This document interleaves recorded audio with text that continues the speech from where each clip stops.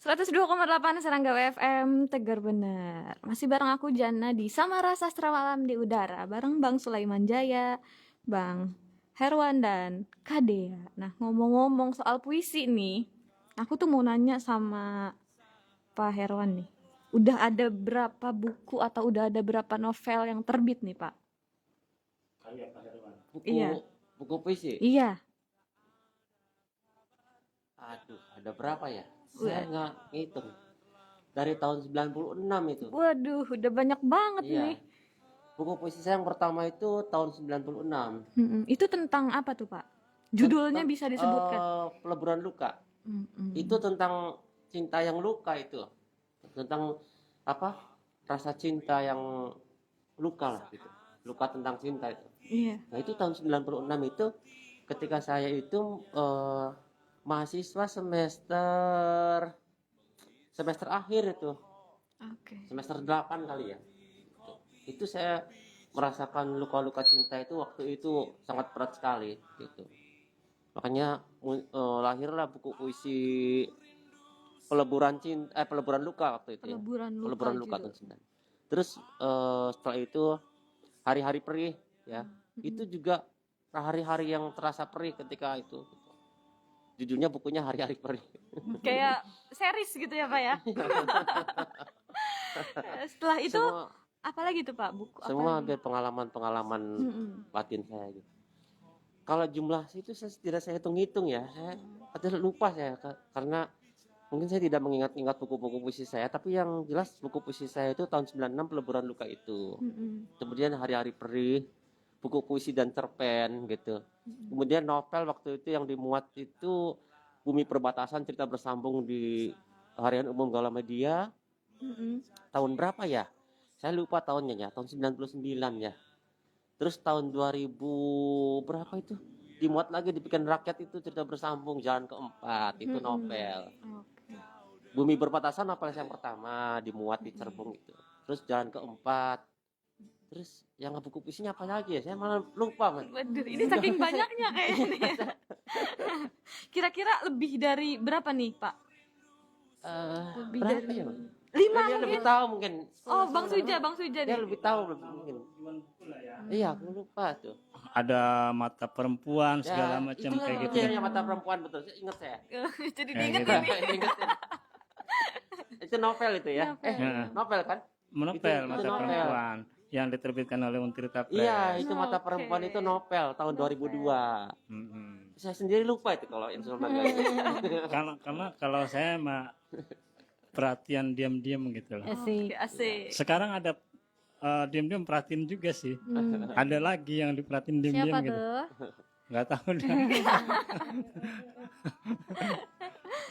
Kalau Kak Dea nih udah nerbitin berapa buku nih? Waduh, kalau puisi tunggal belum ya, karena sekarang justru malah kayak bikin puisi sih, masih tetap bikin puisi, cuman banyak puisi juga yang belum selesai gitu. Jadi kayak ada satu judul tapi nggak diselesain, pindah lagi ke judul lain, nggak selesai juga gitu. Kalau dibuka filenya paling cuman nambah satu baris sudah selesai. Itu paling antologi puisi bersama. Yang pertama tuh Malam Adalah Jendela. Yang kedua Musim Untuk Laida. Itu antologi puisi bersama. Mungkin coming soon ya. Insyaallah. Insyaallah. Amin. Nah, kita sapa-sapa dulu nih yang udah ada di Instagram. Ada siapa aja, Aisyah? Sapa-sapa dulu. Ada Eka Ugi Sutikno. Halo. Ketua Pak Budaya. Ketua. Katanya wow kece nih. Makasih loh. Ada siapa lagi, Aisyah? Dan masih banyak lagi. Ada Naji. Halo yang baru bergabung. Dan masih banyak lagi. Judulnya itu kan waktu teman-teman yang awal tuh Mas. Iya. Ada Candu Rindu. Iya. Dia udah masuk belum di Candu Rindu? Belum masuk. Nah, di Candu Rindu itu kan yang bahas saya waktu di UPI ya. Iya. Di UPI Bandung gitu kan. Kalau menurut saya puisi Dea itu puisi-puisi itu memang representasi zaman lah ya, zaman anak-anak sekarang gitu. Artinya bahasanya juga mengadaptasi bahasa yang sekarang. Tapi kalau puisi-puisi Mas Herwan itu memang ada pertemuan antara bahasa para pendahulu dengan bahasa yang ditemukan Ya. sekarang. Dan itu sesuatu yang wajar dalam dunia kreativitas, pertemuan dengan ada tradisi dan ada kebaruan kreativitas ya. Kayak Iya. gitu. Nah, dan memang yang kita ungkapkan itu yang pengalaman universalnya itu ya kayak sakit hati, patah hati. Patah hati itu gini, misalnya kita kok suka nih sama si Anu, tapi kok dia diem-diem aja, apa dingin-dingin aja gitu kan, nggak ada tanggapan, nggak ada apa gitu kan. Curcol kayaknya nih ya. Curhat lagi dia, nggak apa-apa kan? Apa? Artinya ini curhatnya berkelas lewat sastra gitu loh. Mungkin Pak Herwan juga mau curhat nggak apa-apa, Pak. Terus sekarang nih kalau saya kan nulis puisi cinta lagi gitu kan, enggak perlu malu gitu, tapi minimal bahasanya jangan sama lagi lah gitu loh dengan yang dulu-dulu kayak gitu kan. Dan siapapun kan bisa gitu loh kalau mau. Bener nggak Pak Herwan? Betul, betul. Jadi cinta itu ya seperti sumber tanpa dasarnya Arifin Chainur. Waduh, iya. Tiada batas gitu. Oh, tiada batas ya, Pak Tiada ya. batas itu sumber yang tidak terbatas. Jadi Iya. siapapun penyanyi, penyair itu kalau kita bicara cinta itu selalu menjadi sumber inspirasi yang sangat kuat. Jadi bagaikan sumber tanpa dasar gitu. Karyanya Arifin Chainur kan itu dramanya sumber tanpa dasar itu ya. Judulnya. Dan Ya. ada satu filosof loh, Mas Herwan, yang dia bagus juga nih mengargumentasikan lewat buku filsafat tentang cinta. Namanya adalah Gabriel Marcel. Ada juga misalnya yang lain kayak Martin Buber, Aku dan Engkau. Artinya keberadaan kita itu justru tidak lengkap kan tanpa keberadaan orang lain.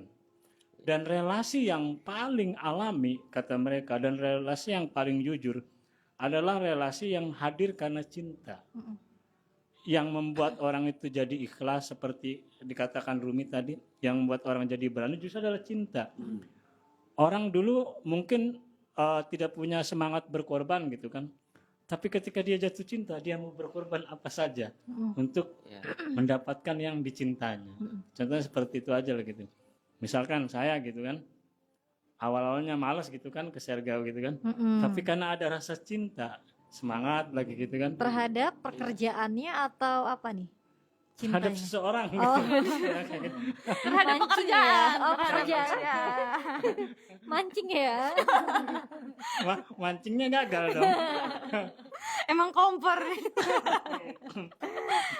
Udah, lanjut deh, gimana menurut kamu itu deh? Nanti ke Pak Herwan gimana deh? Apa soal apa? Soal ya kayak gitu tadi.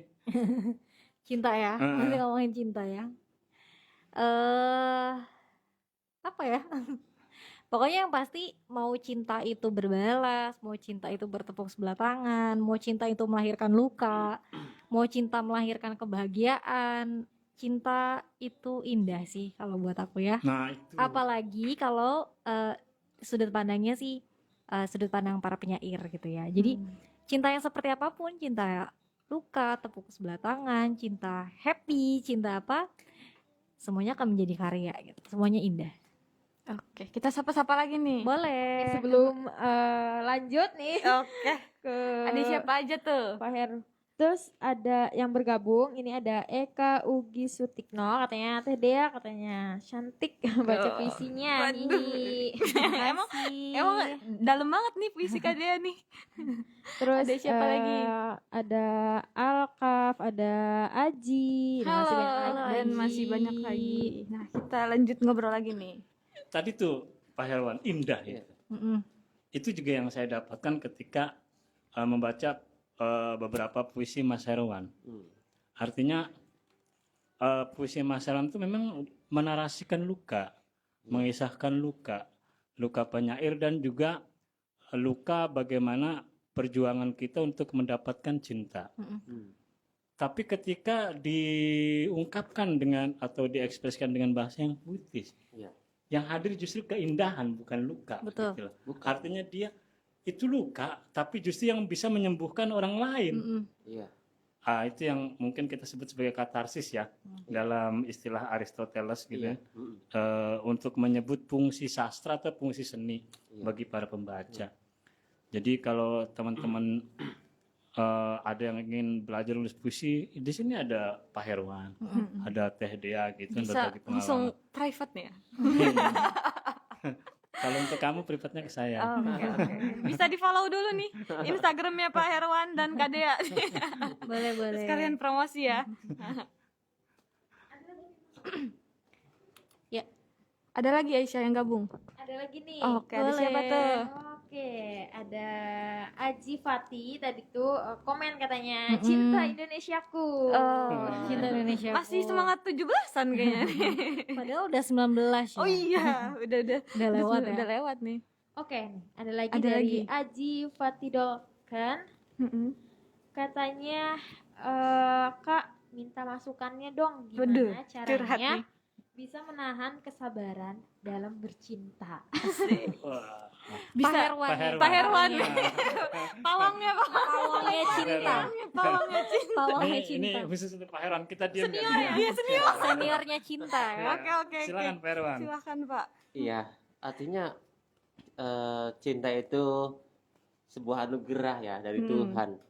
Nah, kalau kita menerima cinta itu dengan apa adanya begitu. Jadi intinya kalau kita ingin sabar dalam bercinta ya kita harus tulus gitu. Jadi cinta itu ya diberikan dengan tulus lah gitu. Dengan tulus, jangan kita terlalu mengharapkan sesuatu yang besar.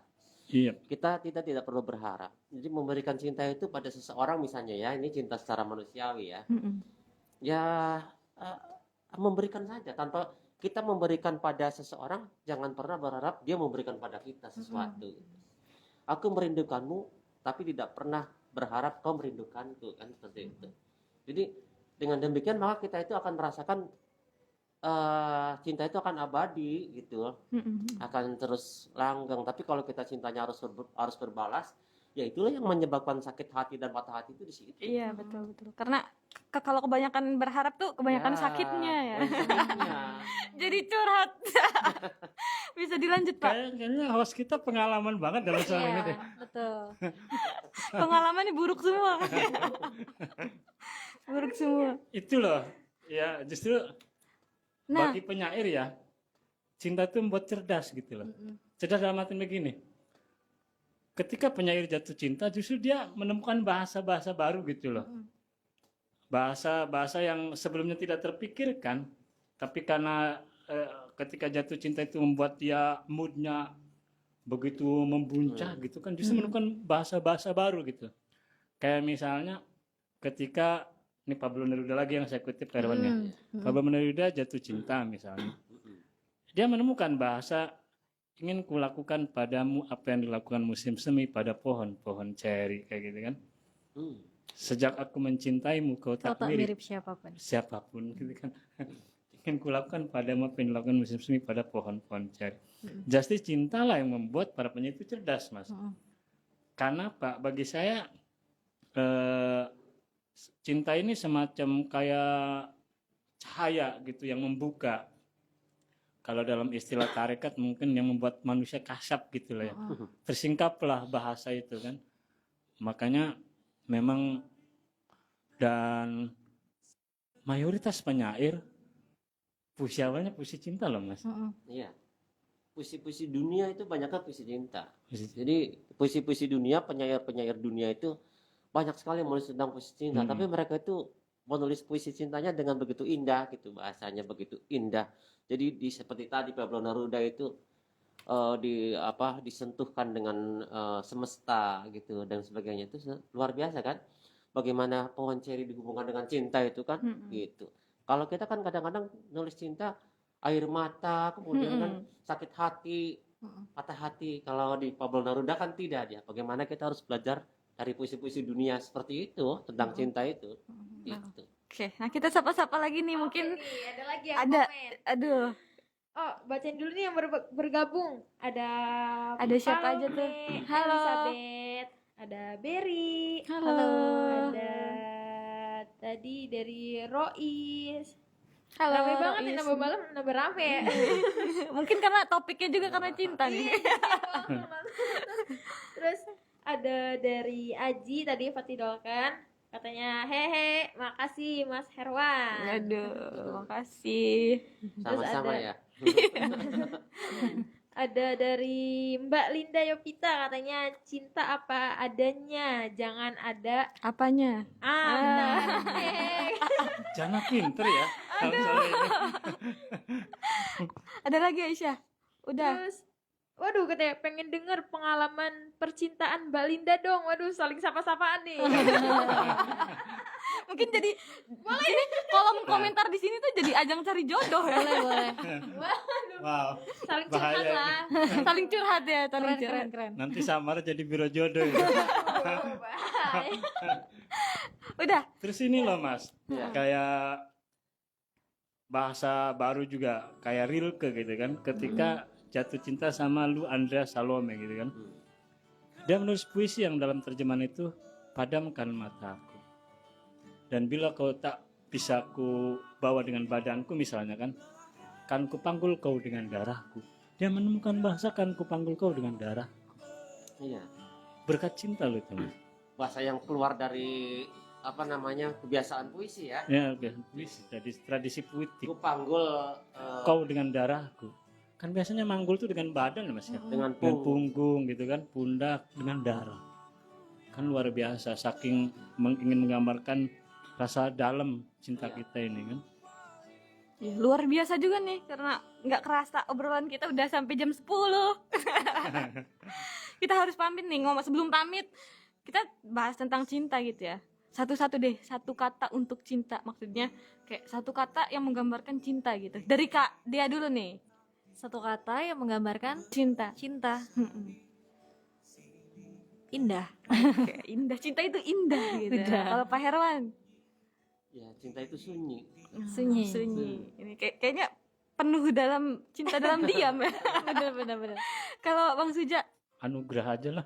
anugerah. Kok ajalah ya? Iya, adalahnya ya. Oh, anugerah. Anugerah, oke anugerah. Udah deh. Nah, buat para pecinta Sergau, kita bakal jumpa lagi minggu depan dan aku mau ngucapin terima kasih nih buat Kak Dea. Terima kasih Kak Dea udah Terima kasih juga Menyem- Jana. menyempatkan datang. Terima kasih buat Pak Herwan. Sama-sama. Terima kasih juga buat Bang Suja nih. Saya terima ucapan kasihnya. Asik. Ada lagi yang bergabung? Ada lagi ngucapin nih dari Aji Fatidolkan, Apa katanya tuh? semangat terus buat semuanya. Terima Oke, kasih. terima kasih. Terima Semangat kasih. juga, Ji. Ini Aji tuh saudaranya Adipati Dol. Kenapa? Iya nih, kepo juga nih soalnya namanya mirip Namanya kan ya. mirip ya. Nah, buat para pencinta Sergau tetap stay tune terus karena abis ini kita dengerin lagu-lagu terbaru ya di Serangga BFM. Kita bakal ketemu lagi minggu depan di Samara tentunya, Sastra Malam di Udara bareng aku Jana dan Bang Sulaiman Jaya pamit dan Kadea pamit. Pamit. Iya, dan Pak Herwan juga pamit. Sampai jumpa minggu depan.